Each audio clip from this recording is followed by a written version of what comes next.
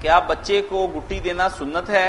قرآن و حدیث کی روح سے اس کے بارے میں بتا دیں۔ اکثر لوگ کہتے ہیں کہ بچے کی عادات گٹی دینے والے کی طرح ہو جاتی ہیں، گٹی کس سے دلائی جائے؟ عادات تو ہوتی ہیں، یعنی الگ بات ہے، مگر ہونا تو یہی چاہیے کسی اچھے آدمی سے نا۔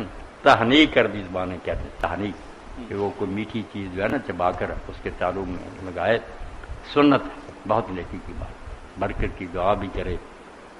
ایک آدمی صدقہ دیتے ہوئے کہتا ہے یا اللہ یہ صدقہ شروع سے لے کر آخر تک آنے والے تمام مسلمانوں کی طرف سے قبول فرما، کیا یہ جائز ہے؟ جائز ہی ہے، کوئی ڈر نہیں، اللہ کی رحمت بڑی ہے۔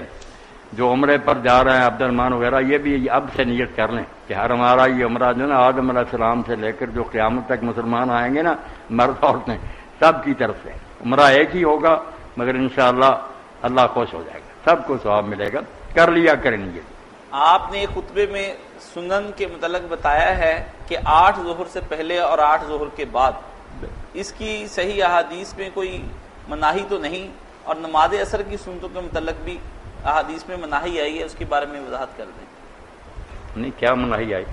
نماز عصر سے پہلے جو سنتیں ہیں اس کے بارے میں پوچھتے ہیں۔ نماز عصر سے پہلے سب مانتے ہیں کہ زور کے بعد 4 رکھتے ہیں، 2 جن کو فرض سنت کیا دیتے ہیں، 2 نفل، 4 پڑھی جو ہیں آپ نے کئی مرتبہ، اچھا، اور 4 عصر سے پہلے بھی کہا کہ اللہ اس پر رحم کرے، تو وہ ملا کر 8 ہی بن جاتی ہیں۔ اور زور سے پہلے جو 4 پڑھی وہ الگ ہیں، 4 صلاۃ الزوال ہی پڑھی جو صحابہ پڑھتے تھے اور کہتے تھے جیسے آدھی رات کے بعد تہجد کے لیے دروازے بارگاہ علی کے کھولتے ہیں نا، جب دن آدھا ہو جاتا نا اس وقت بھی پھر دروازے کھول دیے جاتے رحمت کے، اس لیے 8 رکھتے ہیں، اگر کوئی دور سے پہلے سے پڑھے تو وہی ہے جو آدھی رات کے بعد 8 تہجد کی پڑھے، اتنا اجر ہے اس کا۔